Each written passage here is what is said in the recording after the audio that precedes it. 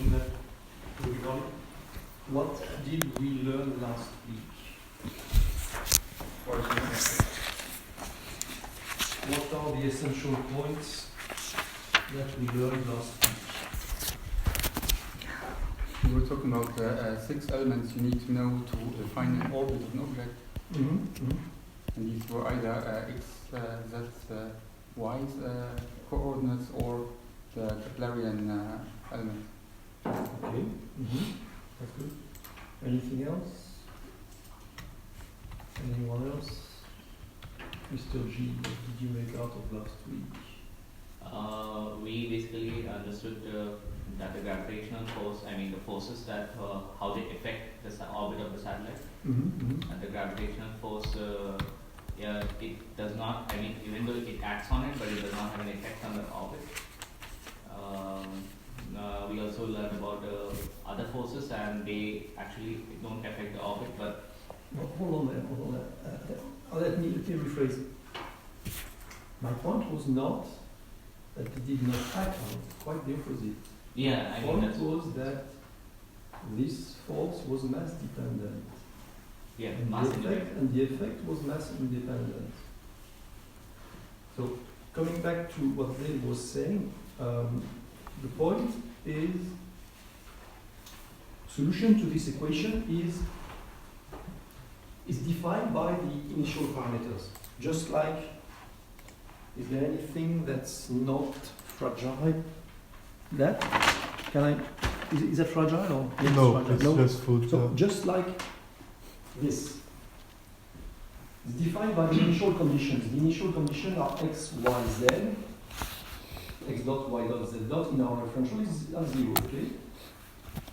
There's this force here. If I don't, this motion is entirely set by these initial conditions. Just the same way as this 6, sorry about that. No, it's okay. It was just to prove a point. Yeah. Just like for these elements that you've seen last week, that someone will refresh, by the way, the Keplerian elements. They're equivalent to these initial conditions, plus the fact that you're subject to a force field. Here the force field is just Earth attraction. So basically, with these 6 initial conditions, at T0 point, drop the stuff. X is there, X, Y, Z, and X dot is 0, and then, of course, then you have this force here because there's concrete here. So this trajectory is entirely defined by these 6 initial conditions. It's exactly the same. Nothing less, nothing more. Simple. Just to reinforce the point that you made about the mass. Okay. Anything else? But that was probably the main point, correct?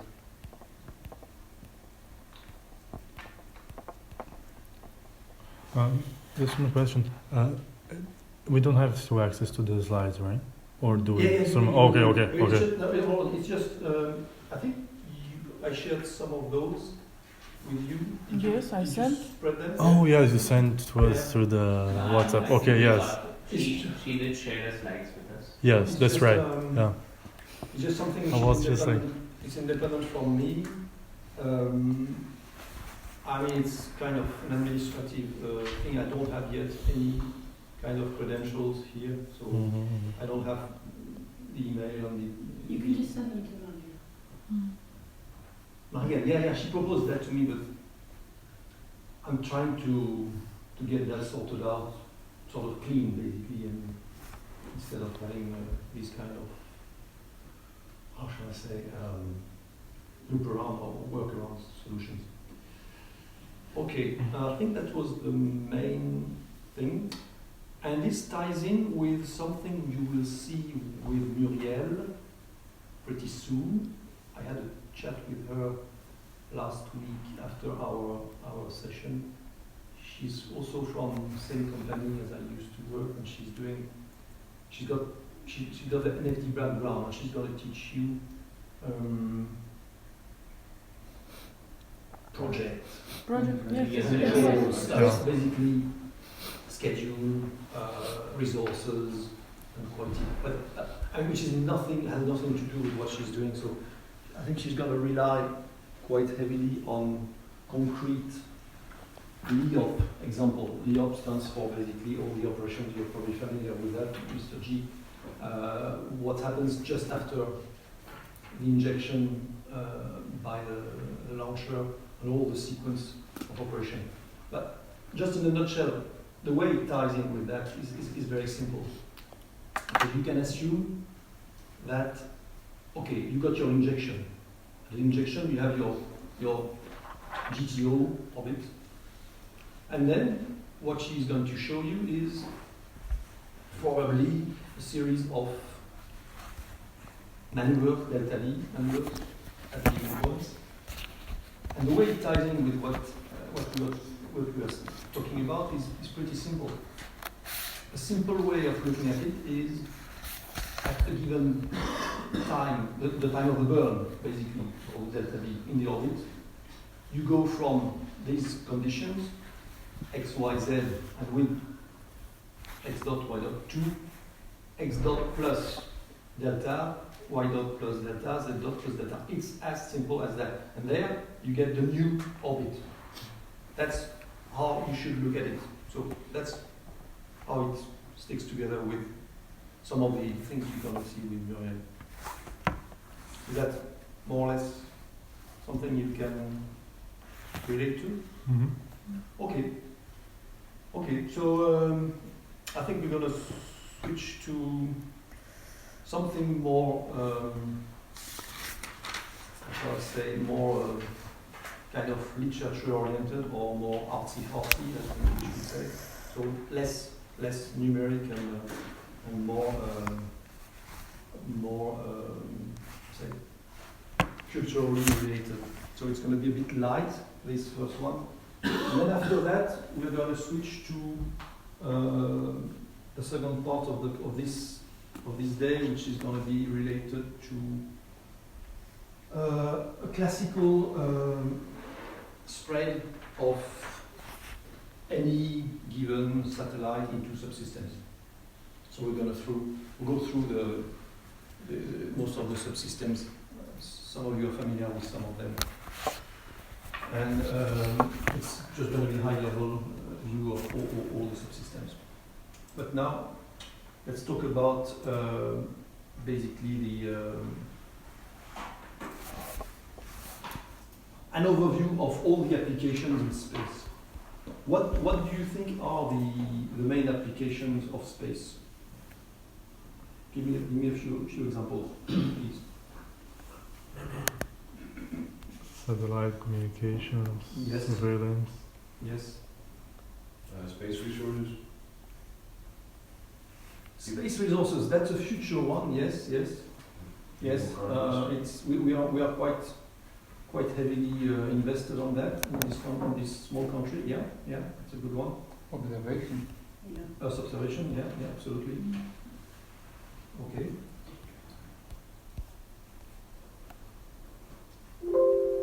Doesn't work like that on this one. I have to put the.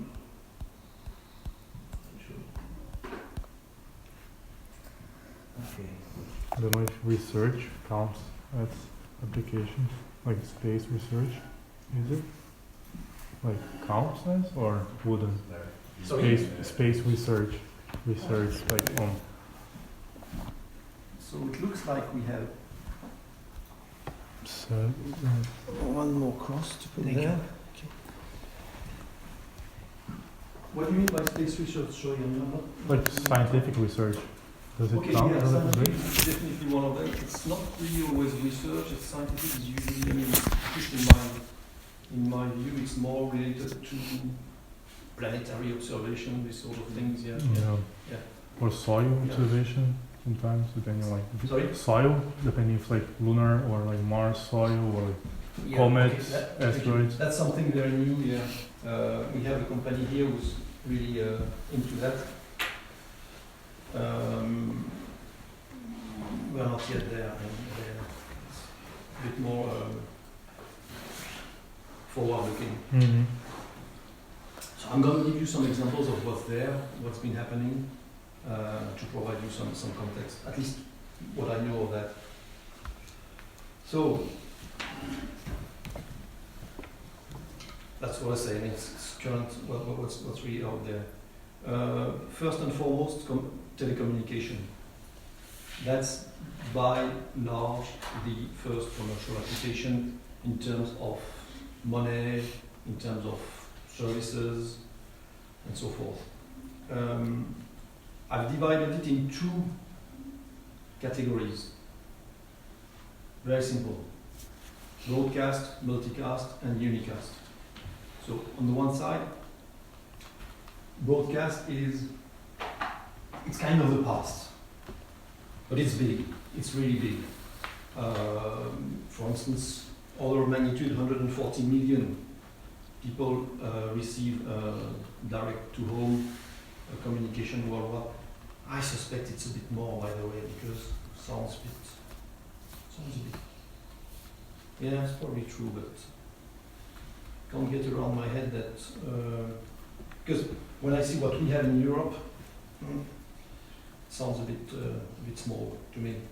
But anyway, probably think that's something. Very good. I think that number is. I think we have single broadcasters which are serving as much in India, like about 30 million. So I think that number is quite you're right. small. No. I mean,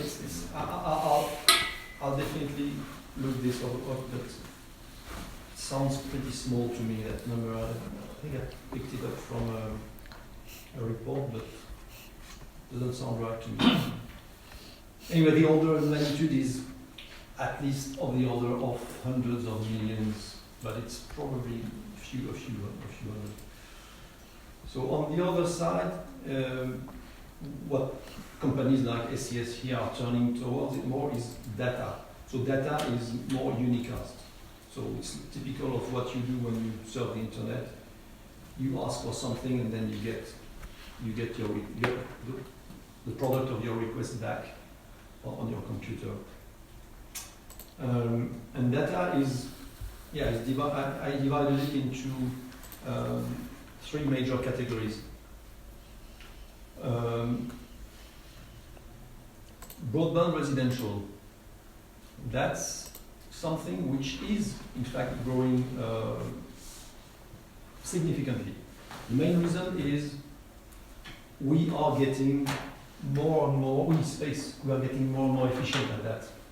The pioneers in that were the US. They've had of the order of millions of households already for a while in the US. And honestly, we're getting reasonably good at that. One order of magnitude I will give you. It's a recent project. I've been not really involved, but I've been aware of that. And it serves a country on the other side of the earth, more or less, just north west of Australia. That's composed of a fair number of small islands, so it's ideal for satellite delivery. And the order of magnitude I wanted to give you is a single GEO, today's technology, delivers approximately of the order of 150 gigabytes per second to more or less a similar number of spots. So basically you can, assuming that you have of the order of 150 hotspots, so be it internet cafe or whatever, you can serve 150 such spots, which starts to be decent and compatible with the ever-growing needs for the user. That's one of the problems in terms of business of this data offer. The problem being that an average consumer grows every year. I don't remember the exact percentage, but there's a steady growth in what we're consuming in terms of internet. There's two reasons for that. The content is getting more and more, how shall I say, sexy and more and more pictures and things like that. And also, you get things that you don't know. You get uploads, automatic uploads on your PC, and that's consumption as well. Telemetry data. Sorry? Telemetry data. Not really. No. I'm thinking about all the automatic uploads on your PC. You don't even realize that, and that's something that you see when you are a satellite broadband customer, because basically satellite broadband is satellite is a finite resource. So we've always had this, I don't know if you've heard of this fair access policy, which means that basically you have a certain amount of throughput, but once you've exceeded a certain amount of accumulated data, then you're throttled down, basically. So you had people who didn't really consume a lot of videos and things like that, and that they were good users because of these uploads. And this fair access policy is the result of the need to share the resource fairly between power users and normal users. But okay. So uploads from our PC? Yeah, absolutely. And that's basically contributes to to your PC. Usually. Yeah, so downloads. Yeah, downloads to your PC. Yeah. So basically, yeah. So software, new software updates, these sort of things. And okay, that's a good topic. And quickly on that, we've been talking a long time ago. I'm really saying like almost in the last 20 years from where I've been looking at that. We've been talking about an evolution of the ratio between forward and return. And that's something I'm introducing this notion. We'll go through that again. Forward, essentially when you're talking about data communication, as opposed to broadcast, you have two links. So you have a forward link and a return link. When you're talking about about broadcast, there's only a forward link. Mm-hmm. Okay, is that obvious to everybody? So in practice, how many links do you have on a typical broadband residential or VSAT for that matter? How many links does that do? Any idea? Anyone? I mean, in the beam, you just send one. Like you're just forwarding like the same signal to everyone. No? Or do you need more than one? I'm just asking for you a number, and then we can draw a picture on the wall quickly. What in terms of communications, how many satellites to Earth should I talk about? I'm just really trying to get you sensitive to really a top level design in the case of broadcast satellite, and in the case of VSAT or residential broadband satellite. How many do you think, on top of your head? I would say one link from the company that's generating the content to the satellite, and another link from the satellite to the residential area. Absolutely. So that's two. Two links, yeah. Absolutely. So two for DTH.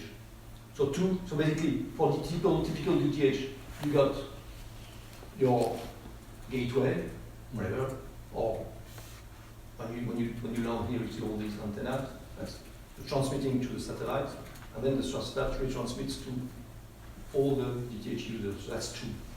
And when you're talking about a broadband residential, it becomes Mr. G. Come on. I'm sure you know. You got that. I'm not sure of the number. I mean,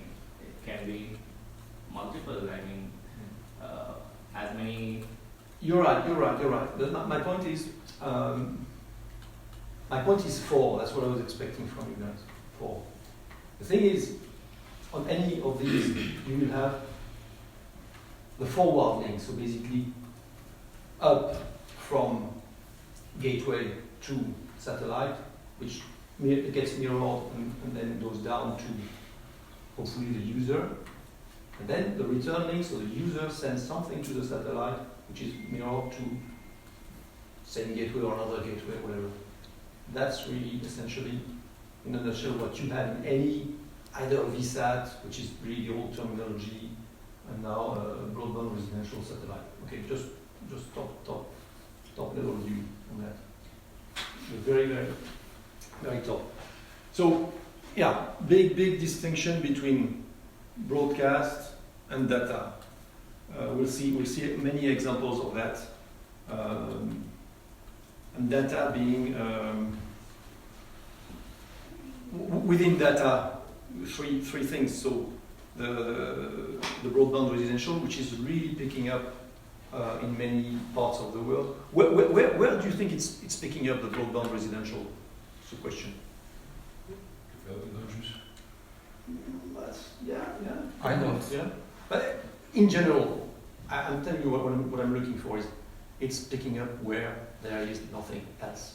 Fiber. If there is terrestrial, we are doomed. Yeah. If there is anything else, we don't have satellite. We are too expensive in general. So it's really picking up where. There's low population areas sometimes. That's a good example. Yeah. Low population areas, Farms. lack of infrastructure, Yeah. these sort of things. Maritime. Maritime, of course. No, that's mobile. Yeah, communication to mobile. That's the one above. Yeah, that's the other stuff.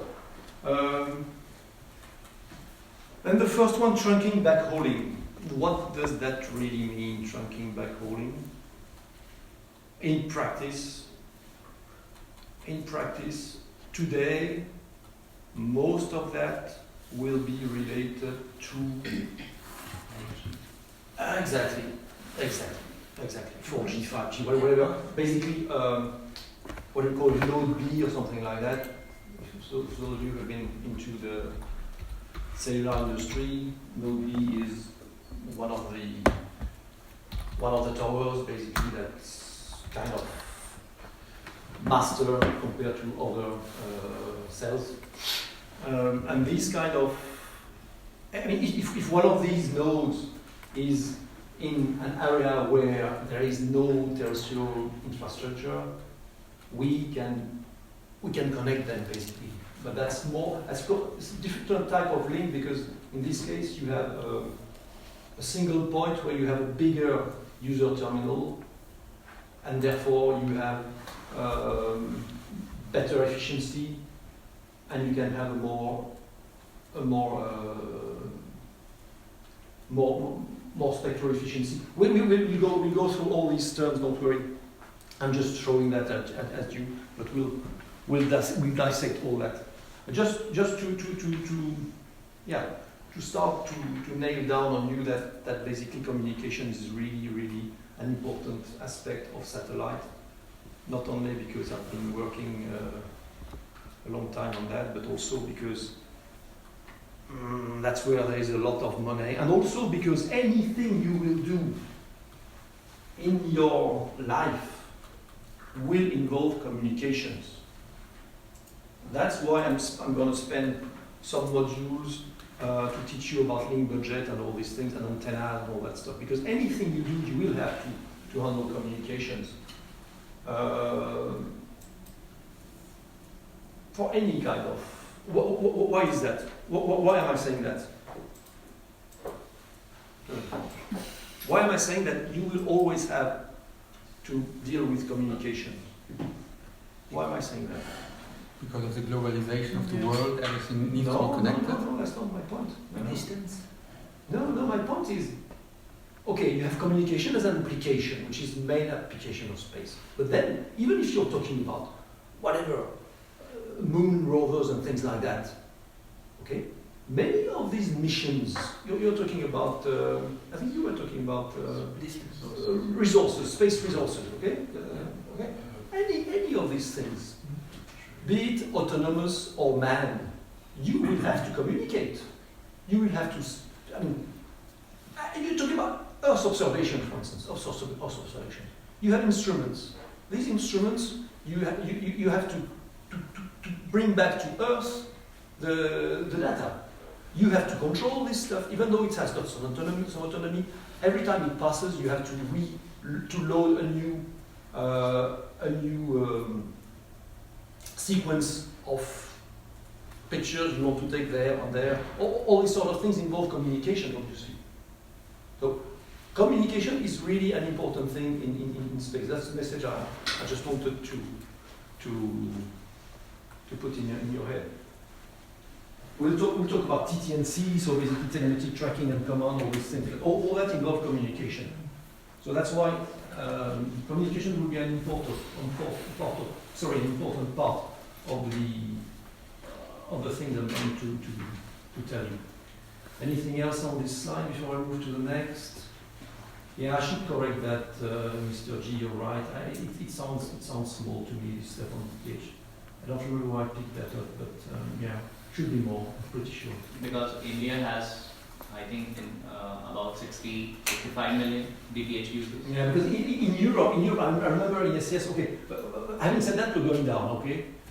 Let's face it, we were going down quite severely. I've just seen an article recently on the web about the demise of DTH. Why is it going down, by the way? Just a simple question. Why do you think DTH is going down? OTT services. Sorry? Over-the-top services. Perfect. Anyone else is following that? What? I didn't understand what you said. Elaborate on that, maybe. Services like Netflix, Amazon Prime. Yeah, but what did you say? OTT, over the top. Oh, okay, It's a bit okay. of jargon, yeah. It's a bit of jargon. Okay. Over the top, it means exactly that. It means Netflix. And just digression, because we're into applications and historical background. Do you know what enabled that stuff? You know where it started? Do you have any idea? Where it started and why it started, this stuff? And who enabled that? Okay. I think, it's not facts, opinion there. I think it started about maybe at least 10 years ago, when companies like France Telecom, it's now called Orange, with China, France and China, they were at the forefront of this thing. They said, okay, that's really basically industrial consideration, top level. They said, okay, we are commodity. We are just lending our pipes to other people, and they get the value. And it was already the start of the GAFA, blah, blah, blah. They get all the value. We don't get any value. Especially we have to rent it at a kind of fair price and stuff like that. So they said, okay, what we want to do is we want to put contents on our pipes. So these guys started to really push for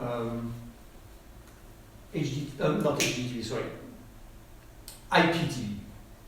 So basically they started to develop, I mean that was probably more than 10 years ago, because it really started, commercial stuff, IPTV started at least 10 years ago, maybe even more. So the development was happening before. So what happened then?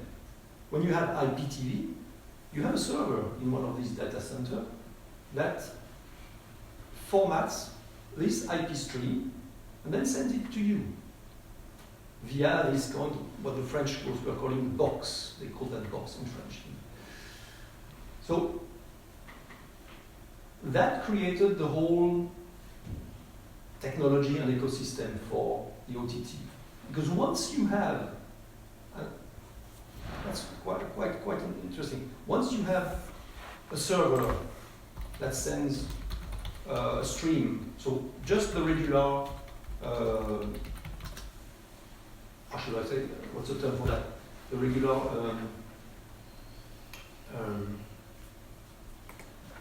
time-related channels. There's a terminology for that. I'm just struggling for it. Real time? So no, real time. But it's not what I have in mind. It's a word for it's scheduled and it's fixed stuff basically. So this will come back. It's basically so it means basically it's a channel. When you switch on that channel, you are there because it's just like a radio station. On demand? Sorry? On demand? No, quite the opposite. Not on demand. No. That's that. It will come back. Sorry. So once you get these, we got these server to basically encapsulate the regular channel that everybody has in every country. Then there was only a minute difference to get these servers to feed anyone what they wanted, when they wanted, just like what you're talking about on demand. So basically, this server, instead of getting the video feed from NBC, TF1, BBC, whatever, they just got on their disk House of Cards, all the Netflix goodies, and then the difference is huge, because instead of having just the same channel as everyone else, you get what you want when you want. That's what created these steps for the OTT. Okay, I finished the parenthesis on that, but that's just my point was the ecosystem for the OTT was created at this time. And the enabling technology for that is Data compression? Okay, you're correct, but sorry, let me rephrase. It's not the enabling technology per se, but it's the enabling, how shall I say? It's the enabling hardware on the ground, whatever. What I was looking for is basically, yeah, absolutely. Fiber, absolutely. The availability of fiber everywhere. These days, order of magnitude, I think we are around 7 or 8 million households in a country like France with direct reach of fiber. A country like France, it's 66 million people, so about maybe less than 30 million households. So that gives you an indication of where we are already, and basically the window of opportunity which is closing now for DTH and things like that. Okay, we have a guest today who has been maybe already teaching you some stuff. I don't know. Because no, people know me. People No, know me. I'm not ignoring you. No. We have a guest. Okay. I'm waiting for technician who will do some further work here. Okay, good. But you've met already our students? Okay, so they know you. Okay. So, Monsieur? yeah, go ahead. With fiber, you mean normal internet connection through ground cable? Yeah, or do you basically, mean yeah. optic fiber? Yeah. Basically, the ability to have quasi-limitless throughput to your door. You don't mean like optic fiber? Yeah, totally. It's optic fiber. Yeah. Okay. Yeah, that's what I'm talking about. So no normal cable? Fiber to the curb, if I remember. Okay. That's the evolution from the copper wire that we had, and the beauty of that, is that most of it is kind of subsidized in many countries by the government. That's what we have to fight against in space. But closing the parenthesis. Okay. I think that's all for this one.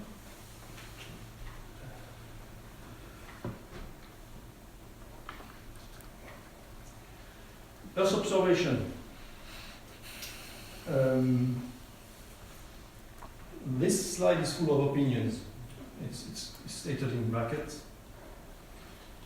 So I think Earth observation is probably one of the most dynamic segments. That being said, the figures I have, you will see them. They are not so huge compared to telecom. Earth observation in terms of money is really small. My opinion, again, is that a strong enabler for that is the technology evolution has stemmed from consumer electronic, basically what everybody has in their pocket, these sort of things. That has strongly contributed to the evolution of Earth observation technologies. Just to give you an illustration, in 83, I participated to the integration and the first launch of Europe's finest Earth observation satellite at the time, Spot 1, and that thingy was about, the bus was about a 2 meter by 2 meter cube. So to give you an order of magnitude, the cube was like that. And on top of that, the payload was not a cube, but it was a similar sized. And that was something to give you a 1 meter resolution of the order of. And these days, you have companies who do in their kind of garage, they get the same kind of performance out of, I would say, a machine washing sized satellites. Of course, not including the solar arrays, of course. It's always something that is not in the box. So that gives you an idea of how far we've gone in the last 30-something years. Service opportunities. A lot of people think now that as the cost of these images goes down, this will open, we are about to see the emergence of new services enabled by the cost of this. And one of them is real-time video from space. And there's lots of application to that, combined with processing and artificial intelligence. I'm thinking about automatic recognition of many things. I mean, you name them. I mean, anything like traffic surveillance, this sort of thing, and even financial applications. We'll come into that in the next week on the kind of business-oriented module with Earth observation. There can be a lot of directly financial-related applications, and it's important. It's important because the finance world, these guys make a lot of money, and they have the means to buy very expensive tools to make even more money. It's just like, you can see it like the evolution of the guys on the beach who buy themselves metallic searchers so that they can find the lost jewels that people have left on the beach. So it's kind of similar trend. Space is going to provide the financial world new tools, and we're going to talk about that. Weather forecast. In Europe, it's mostly a public service. We are not far from one of these institutions. Well, this institution in Europe, which is gathering all the data and providing them to the European countries. In many other countries, it's much more private.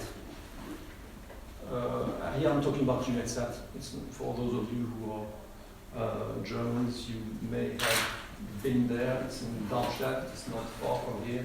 It's about less than a couple of 100 kilometers from here. And these guys, they collect. I mean, they design systems, and they collect the images and they distribute that to the member countries of Europe. It's mostly European. It's one Europe, one set of European countries. Okay. Any question on this one? No. Oh, historical background. That's a light one.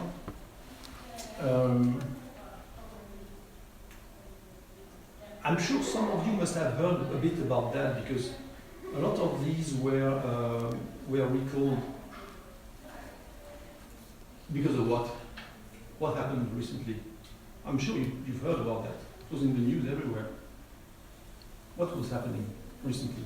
When was that? A couple of months ago? 3 months ago? Less. What happened? The anniversary of the moon landing. Exactly. 50 years. 50 years ago. 20th of July.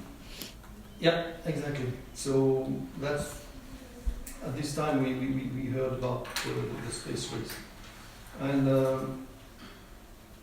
most of what we have today comes from this US Russia rivalry in the 40s, and just after the Second World War, basically. And many of the early designers of both on the American side and on the Russian side, they come from basically the Second World War people. So my first point was in '57, a guy named Korolev. I'm sure it rings a bell to some of you, because he's the one who created this very, very simple ball. It was like a ball with a couple of protruding so-called antennas. It was very, very, very crude antennas, and very rudimentary transmitter. And it managed to rotate 21 days around the Earth, this stuff. And it was just beeping, and the Americans were wondering what is it doing. And it was not doing anything fancy. It was just transmitting a pre-recorded sequence of sort of Morse code.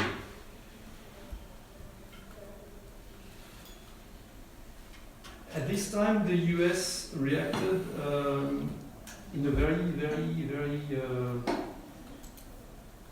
difficult and painful way. Their beginnings were very humble. They had lots of failures. These failures are not very easy to find because they are not proud of it. But if you Google for Vanguard, you will see some spectacular burns and explosions, and that's why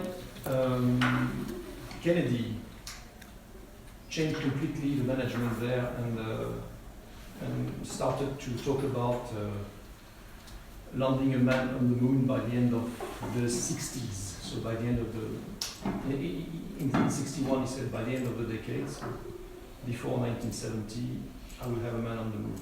It was completely foolish at the time, and with hindsight, that's opinion here, they were reasonably lucky to be able to do it with, I would say, little casualties. a few men died, but not. They could have been much worse. The Russians were leading. In '61, there was Gagarin was the first man in space, and the Americans were quite ashamed, which is why Kennedy had to really put all his weight and money to push for the race to the moon. The guy who was behind that is coming from Hitler's crew, basically. Werner von Braun. He was a Nazi hero, and he had some distinct engineering competence. And then he was the one who managed to turn around the American fiasco into the first American man to orbit a little bit in '62, John Glenn. And that culminated, as you said, in July 1969 with the first man on the moon. A huge rocket, 3,600 metric tons, and 115 meters high, which is much higher than today's rockets. We have never built since then such a big rocket, except what Mr. Musk is promising these days, which should be launching pretty soon. Have you heard of the BFM? Let's call it BFR. BFR. But I think it's not called anymore. It's not on anymore? It's not being called a BFR anymore. Well, yeah, because it's a bit rude. It's a space tech, yeah. It's a bit rude, yeah. What's the name now? I think, I mean, the first One is called the second one. It's fine. I think the first part is of course It's Falcon for 54 or something like that, no? It's Falcon 54 or Falcon. Oh, I think 9 is because of the 9 engines, Yeah. and this one is like how many times 9? It's like 6 times. 54. I'm not sure that. the Or 7. heavy is 27 engines. Yeah, that's 3 times. Yeah, that's just 3 times. Yeah. It's almost 100 meters tall. Yeah, but this one is. I don't remember the engines. How many? It's still the unit is 9, so it's still like I think it's like at least 6 or something like that. I don't. It's easy to find. So I just thought maybe the new name is related to this number because Falcon is 9. I mean, well, there you go. Okay. Now an important part. We come back to figures. Where is the money? The money, I got that from, I think it's, if I remember, it's 2016. I think it's 2016, so it's at least 3 years old. I got nothing more fresh than that. It would be interesting to find something of like 17 or 18 to look at the trend. Because when you see that picture, you will be amazed. So first, a few definitions about the figures I'm going to present to you. On the launch industry, the amount I'm going to put forward is the amount of commercial launch contracts. That does not include the amount of military launches. It's an important caveat, and by the way, this is what enables the cult leader that we've mentioned already a number of times, Mr. Musk, that's what enables him to provide his commercial launch at such an attractive rate. It's extremely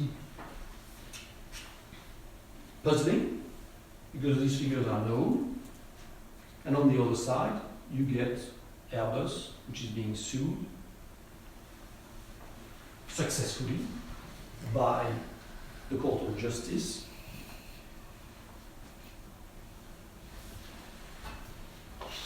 thanks to US pressure by, and I think from memory, we're talking about 7 or 8 billion or something like that. Why was Boeing sued? No, Boeing, Airbus. Airbus. No, they wouldn't. Boeing's being sued too. Boeing being sued, yeah, but for different reasons, because No, they no. had problems with No. problems with their aircraft. Are you talking about the WTO agreement that was just? Yeah. Well, there's a case for Boeing as well. Oh, no, because okay. they've been But subsidized what by- came yesterday or 2 days ago was Airbus who was Because of to pay subsidies. something. Yeah, subsidy.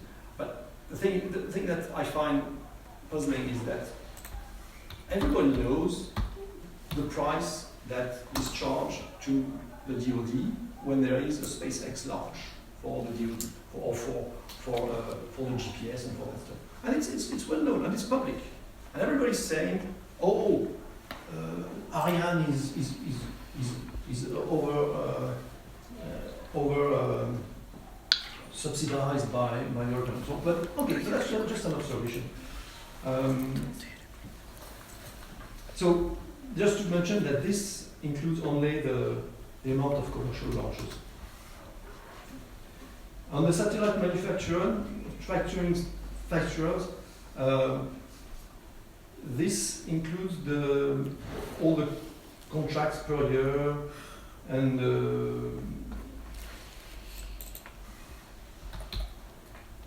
of course the total amount. So that includes all the components and the subsystem. And by the way, an order of magnitude for you. In general, on average, the order of magnitude of number of big geo that are produced is of the order of 20 per year. Depends, but usually that's, well, I shouldn't say big geo, usually they tend to be reasonable size because of economies of scale. We'll talk about that later. On the ground equipment side,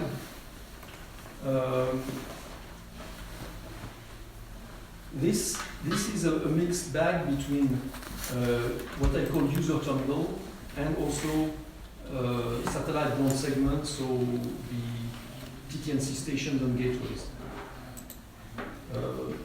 On the GNSS side, it's mostly the Galileo and GPS chips. There's also another topic which is called consumer non-GNSS, and these ones are basically the set-top box that you use when you have a DTH receiver, and also the broadband residential terminals, as well as the equipment which is in your car in the US for DARS. And you heard about DARS, D-A-R-S, what it means? I'm sure you have it, but No. you're from the US? I've lived here. Oh, you live here, okay. So you know, okay, so you're quite, okay, because DARS is quite common in the US. And DARS, and it's even called SDARS. Have you ever heard about it? Nobody's heard about that? No. So it's typically American thing. We have not managed to do that in Europe in terms of service. SDARS stands for Satellite Digital Audio Radio Service. And that's basically XM Sirius in the US.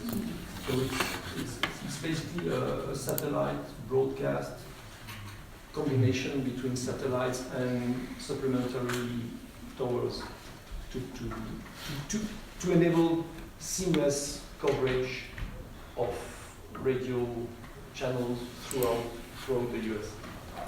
So this terminology, this name is specifically for audio audio, radio.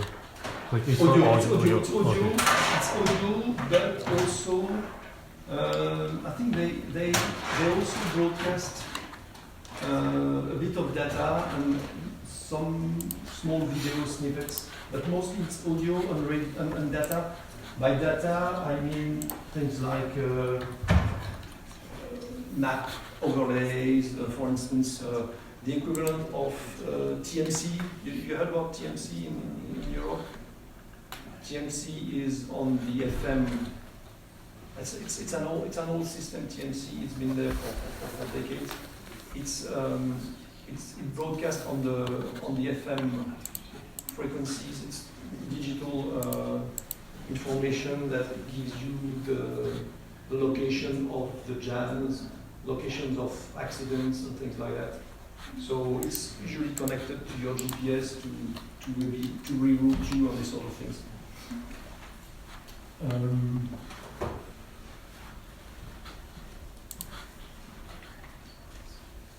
Consumer network, that's typically professional equipment,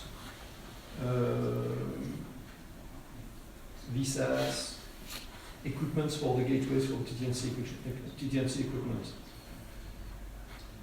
And then the last stuff is satellite services, composed of fixed transponder capacity rental and mobile data, mobile voice. And now let's look at the figures. Okay, and that's the interesting bit. So 3 years ago, 260 billion. So millions of millions, basically. So that the unit is billion here. The 260 is total. Out of 260, what we have? Launchers, 5. Not a lot. About 50-50 between Europe and so-called rest of the world. Rest of the world is mostly Ariane, basically, these days, because the Russians are not in a good shape these days. They've been having quite a lot of mishaps. They lost lots of manpower, probably sent them to Gulag and stuff like that. So now the engineers are gone. Yeah, sad, but it's true. Lots of things going wrong these days in the last few years too. I mean, that's what I'm hearing. So we don't buy from them anymore. Pity, because they were good, they were robust, very reliable, and all of a sudden plenty of shit happens. Rug left into the engine. Lots of shit been happening in the last 5-6 years.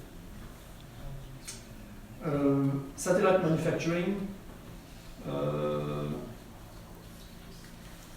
13. So 13, not a huge number compared to what you would think. 13 out of 200. Ground equipment, that's a big one. So ground equipment, 113. And out of that, the big part is what I would call the user segment. Any one of you remember what the user segment is? User segment? Services that the satellites give to the customers on Not services, the user segment. What is the user segment? The hardware that the customer has. Absolutely. That's the user segment, and that's a big market. Why do you think the Americans are paying for the GPS? Because it gave them a head start to produce all these chips. And why do you think the Europeans are following that? Not only because they are afraid that the Americans may turn off the signal and then they will not be able to guide their missile. That's an important thing. But also because they believe that if they can have a good start on the Galileo chips, it's good for their industry as well. So, in a nutshell. GPS and Galileo chips, 84 million. That's huge. That's fucking huge. It's mostly in the cars, in that. Lots of money. Another big one, consumer non-GNSS, 18. It pales in comparison with GPS, but it still is big, 18. And that's the set-top boxes, basically. So the equipment that you get when you want to receive DTH, when you have satellite internet. So it's a reasonably big number. Consumer network 10. That's more professional equipment. That includes the VSAT, which is the old name for the residential user terminal, and the professional equipment for stations, basically, and gateways, which is similar thing. We'll talk about the difference between the gateway and the station. The next big one is satellite services, 120. That's the biggest number. It's half of the total. And within that, the biggest one was, so far, broadcast. Satellite TV, 100. Broadcast in general, 105. It's huge compared to, say, Earth observation, which is only 2. 102. Okay, that's 3 years ago. It would be interesting to see what it is now. Mobile is still not huge, I mean 3, and fixed, 17. Fixed services. So that's about, any idea what fixed services might be? Because that's not insignificant. I mean, 17 is quite, what do we mean by that, fixed services? What could that be? VSAT, ATMs. Totally. VSAT, ATMs, and I would say things like backhauling as well. So backhauling meaning what I was just talking about, feeding. Now 5G, which is next big thing, but basically feeding cellular base station with data, isolated cellular base station. Because obviously when the stations are connected to the ground, there's no need for satellite. So what do you make with that basically? What's your take on that? Surprising, as expected? Distribution of the revenues. Distribution of the revenues. Yeah, I'm talking about that. I expect more to go into launches. Yeah. Good point, yeah. Me too. Because the launch is expensive, yeah. I expected more to go into the satellite manufacturing. Satellites are expensive. Who had any idea about the order of magnitude of the ground stuff? I mean, the user stuff. It's huge. It's absolutely huge. I think the lesson here in terms of money is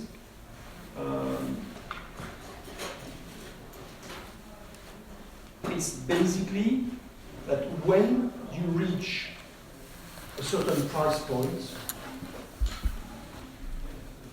low enough, then you get into consumer market. And then you get into volumes. And in our world, most of these products, they are made of what? What is the essential component of these things? Electronics, absolutely. And how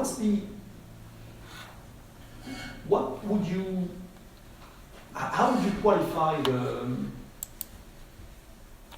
the way any kind of electronic, I wouldn't say behave, but how would you say the cost of, how would you qualify the cost of electronic components? Let's say, for instance, let me just put you on the track where I'm heading. Between recurring cost and non-recurring cost. Are you familiar with that? Recurring cost, non-recurring cost? No. Okay, I'll just give you a basic thing.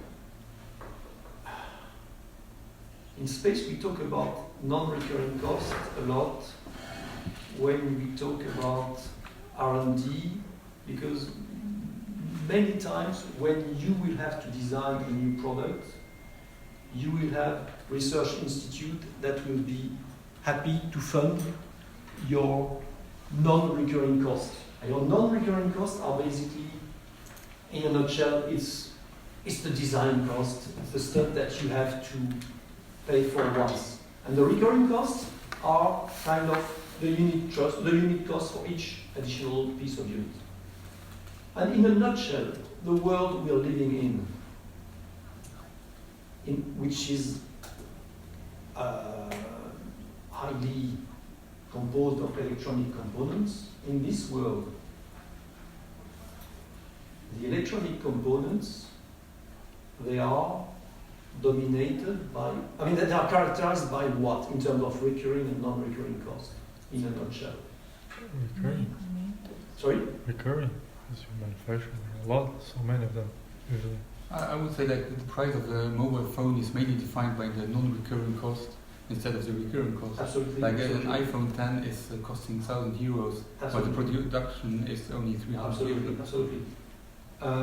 I was gobsmacked about 15 years ago when I was starting to deal with the auto industry, the car industry. I was leading a project that was not successful, that was aimed at bringing, reusing geostationary satellite for mobile, for cars basically. So we were doing, we were trying to design an antenna that would be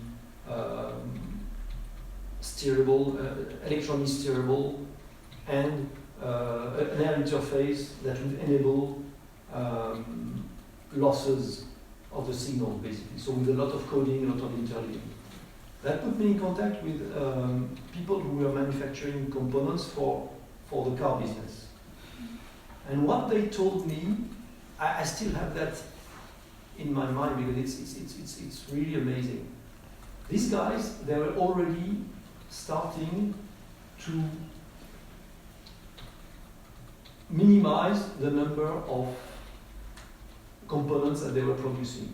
For instance, you have a car, you have an antenna for GPS, an antenna for FM, you have an antenna for AM, and something like that. So what they told me is, when we can do two functions into one, that board that we are going to produce, it has to be not cheaper than the sum of the two boards we're going to replace, not cheaper than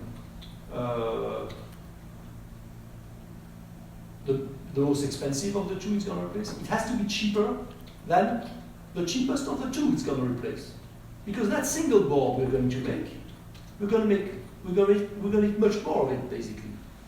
So we have to produce it cheaper than the cheapest of the two it's replacing. Mm-hmm. And that's the logic behind that, basically. For instance, if I go on the cars, I'm sure some of you are aware that any car you buy has the GPS in it. And then you have a configuration, either you get the GPS, if it's an optional equipment, you get the optional equipment, or you don't get it. And it's just something like in a configuration. You can configure it or not, because everything is there already. So what's my point? Standardization. You produce the same thing all over again, and then you have economies of scale. That was my point on the electronics. So exactly, just like what Dave was saying, this world is characterized by reasonably high non-recurring costs. So design, you have to design the library of functions for this generation of chips, and then you have to design the actual chips, and very, very, very low unit costs, subsequent unit costs. It's basically sound, that's it. It's basically silica. So, sorry, go ahead, you had a question. Repeat that logic about how it has to be cheaper, not just I mean, there's still economic benefit to the company making a product that combines the functions of two products and it's cheaper than the sum of those two. There's still gain. No, the guy told me it has to be cheaper than the cheapest of the two. That's what he told me. Because that's what the auto industry is buying from them. Because they dictate that in this industry. But if it's cheaper than the sum of the parts, it's still gain. It's still cheaper overall. It's not about gaining, it's about what these guys have to produce for their customer. Their customer are the auto manufacturers. And they dictate what they are ready to buy. Because there's another manufacturer that's competing with them. They want to be part of the circle of OEM, original equipment manufacturers. That's the way it works. But that's another story. That's why, for instance, in the same domain, you have people engineering faults into your equipment, such as the starter motor or something like that, which is something that theoretically would last decades. But if it does, then the Valeo who's producing that or whoever, they don't, or Bosch, they cannot make any money because they make all their money on resale of spare parts. So if you're into tires, that's okay because you got to change your tires. But if you're into this kind of parts, you're completely strangled by the buyer, who is the auto industry. But that's just to give you a flavor of industrial relations and the power of your supplier, the power of your customer, and so forth. But that's digression. Okay, so basically, I mean, the amazing thing is here the power of consumer equipment, and what was really striking here is it's two things for me. It's basically the chipsets, the GPS chipsets, that's huge, and the broadcast as well, satellite TV in terms of services. Okay, I think that will do. Oh, one last slide on space, on government, space government. Here, I'm sorry, but I have no real number,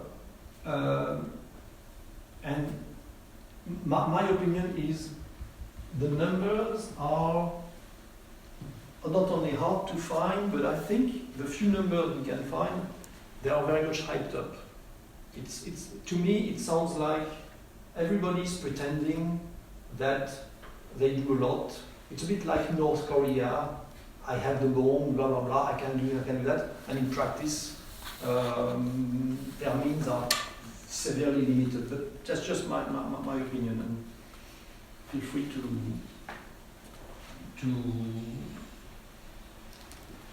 relate to that if you have some tangible facts on that. So I have had a lot of colleagues who were involved into military on the telecom side, military provision of military capacity, and we have very seldom bought dedicated satellites for military, except when it was paid by the government here recently. But in practice, I've always heard lots of prospective contracts and things like that for space, and very little concrete things. And also, one thing to add there on the military side, I don't know if you've heard about that, but there's been a shift in the last few decades from bespoke military hardware in many domains to the military using almost commercial off-the-shelf equipment, and that's very true in telecommunications. They have been sponsoring lots of development that but were not, in many cases, very, very successful, and they've been more and more turning towards using, that's true, for instance, in terms of telecommunication capacity, basically using civil capacity more and more.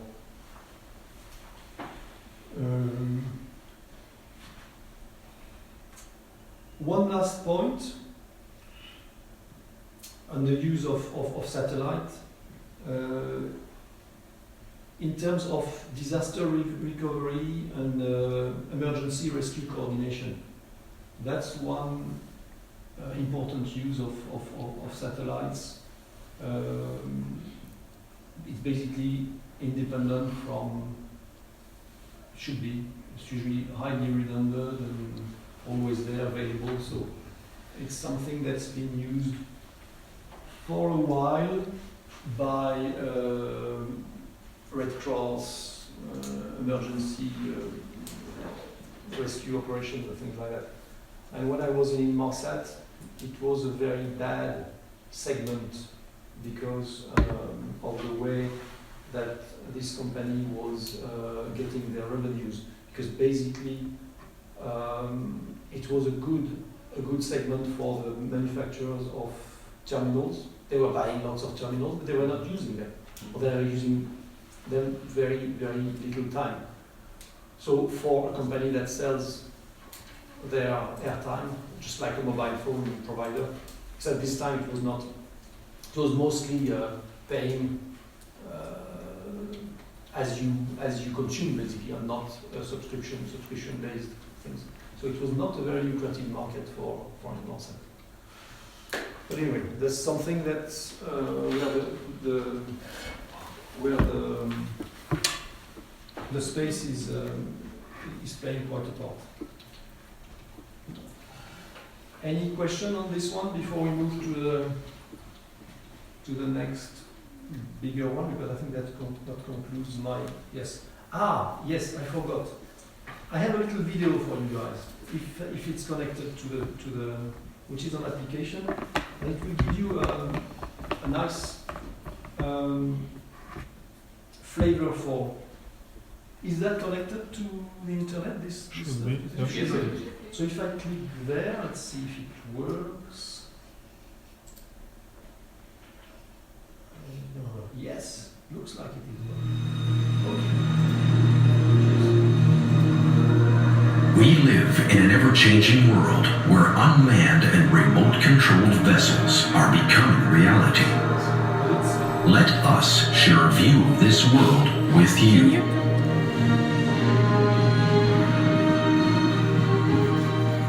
The control room is the nerve center of remote operations in the Rolls-Royce OX concept, where the global wall shows a real-time overview of worldwide shipping traffic.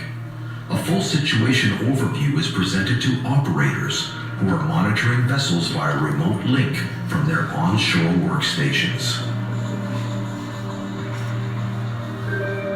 Dynamic positioning reports DGPS-1.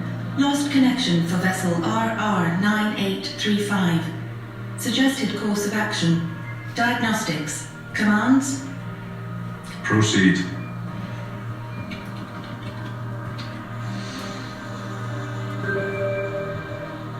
GPS, geopositioning and celestial navigation status. Nominal. INS status. Transmission stopped. Suggested failure mode, physical. Commands? Stand by. I'll have a closer look. Drones 01 through 08 ready for inspection flight. Commands? Launch drones 1 and 2. Flight plan. Standard inspection routine. Camera control. Manual with eye track.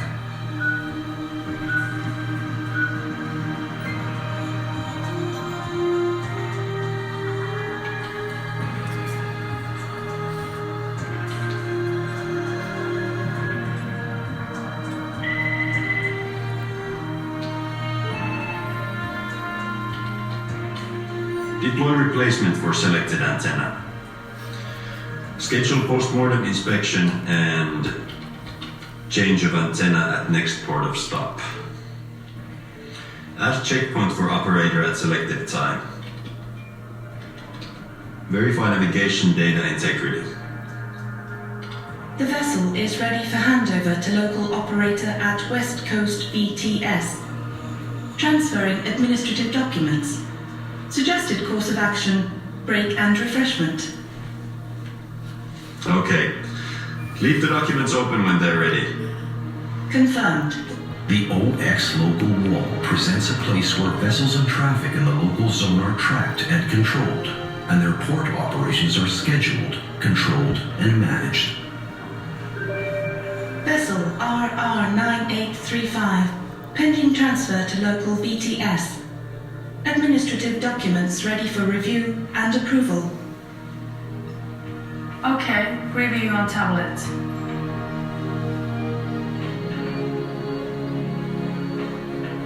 List the summary of tagged events for the new vessel on wall.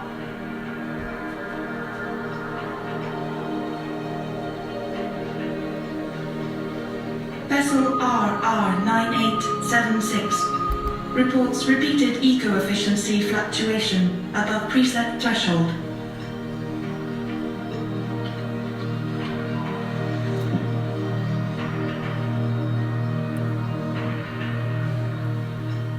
Patch experts to local workstation 6. In OX, situation handling is made efficient with sharing of information and flexible use of data. System specialists are available on demand for problem analysis and assistance. Welcome. Show me a summary of propulsion motor operation for the past 3 hours.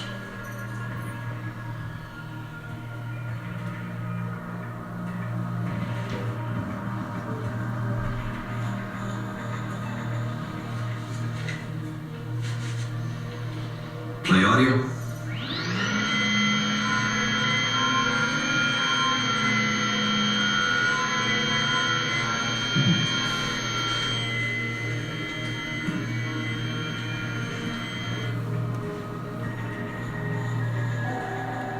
Vessel tagged with situation handling for all operators. Right, bring vessel viz to collaboration table 1. The OX collaboration table is a tool dedicated to teamwork and in-depth situation analyses and reviews, allowing ad hoc problem solving on a shared and flexible presentation platform. We are looking at a vessel with possible propulsion motor failure. We need to decide whether she can sail to port with both motors, or if she needs to shut down the other shaft line. Judging by the motor sound, I'm suspecting a failed feedback sensor.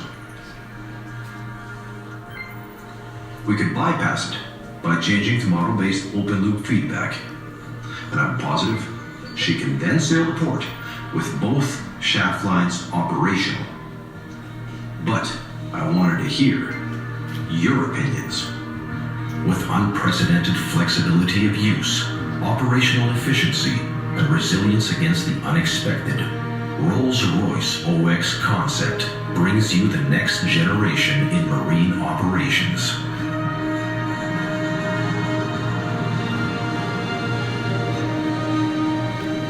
Rolls-Royce. Trust. So, what do we make of that? Why did I selected this video? You need satellites to do what they did. Sorry? You need advanced satellite technology to accomplish what they did. In what kind of field? Remote controlling? Maritime controlling. Telecommunications, Yeah. basically. What my point is, for aero and for maritime, you have two very important segments, completely distinct, where you need communication. One is for the passengers. So basically, be it in the big A380 or in the big Quantum of the Sea boat, you have hundreds of people, of passengers, maybe thousands in the case of the quantum of the seas. These guys, they are used to their smartphone, blah, blah, blah, the kids on Facebook and so forth. That's one aspect. It's basically being able to deliver your customer, whether they are business travelers or whether they're family cruising on a big ship, being able to deliver them basic communications. I'm not talking about Netflix because that won't happen, of course. They're not going to be able to use Netflix on board. It wouldn't be sensible. But basically, email, Facebook, whatever, these sort of things. And the other aspect, completely distinct, is what we've seen here. It's basically what I would call fleet management in general. It's all the importance of being able to locate, to communicate, to get telemetry from, and sometimes, in this case, it should be even remote control. Here we're going quite far. I mean, it's basically the vision where you cannot find any more crew members, and because they just don't want to spend months on a big cruise ships, or it costs too much, or whatever. And so you have the ship of the future is completely, the cargo ship of the future is completely autonomous. You have the guy in London, he's remotely controlling that. Oh, there's a failure, we analyze, blah blah blah, we look at the data. We order the part in the harbor where the ship is going, so that it's ready, so that the ship can be the part can be replaced quickly, and then the ship can be reused efficiently, quickly as well. It's also true for aero. It's exactly the same for your Airbus A380. If there is something which is diagnosed in flight, you already order it so that when it lands, the part is there and it's ready to be changed on the aircraft. So it's this sort of things where the communication has a very, very, very high value. And in this case, of course, there is no other way than satellite to provide this communication. Okay, that was my point. So communications by satellite for fleet management and for the crew. Questions, remarks? So next we're going to look at a little pause maybe? Yes. And then May I just a question, are you relying on a book or something eventually? Ah. We can... Mr. G asked me this question. I didn't rely on any book, but as it happens, Nicola, who is going to be your next teacher this afternoon, asked me to give him like this book. So I didn't rely on this book, so but you can give it. Yeah, it's his book. I had a look. What did I make out of it? One important thing. Faster, better, cheaper. Basically. So, what it means is, well, space mission engineering, I don't know what they call that mission. It's what I would call system design, basically. That's about system design. I don't know why they call that mission, but call that mission for good long life. So it's about making things faster, better, cheaper. And yeah, it's looking at bits like subsystems and things like that. Honestly, I didn't really look much into it, but you're welcome to have a look during the pause. It will go back to Nicola. Nicola lent me that stuff, so just grab a picture. Have a look and Send it, see if you want pictures. If you want to use that as the Holy Bible. Bible is smaller. Mr. G, any question? You know my advice, Mr. G. If I call you Mr. G.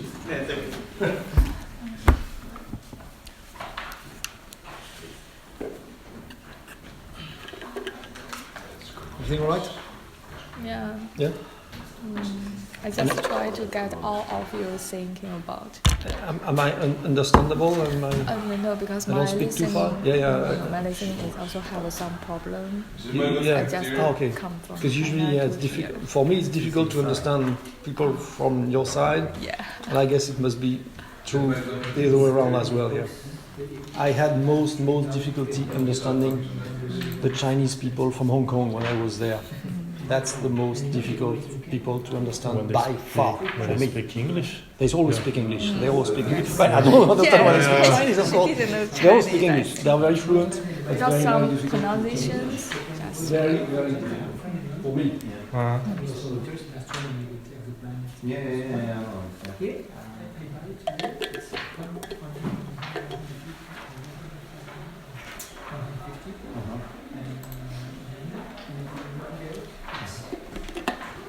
When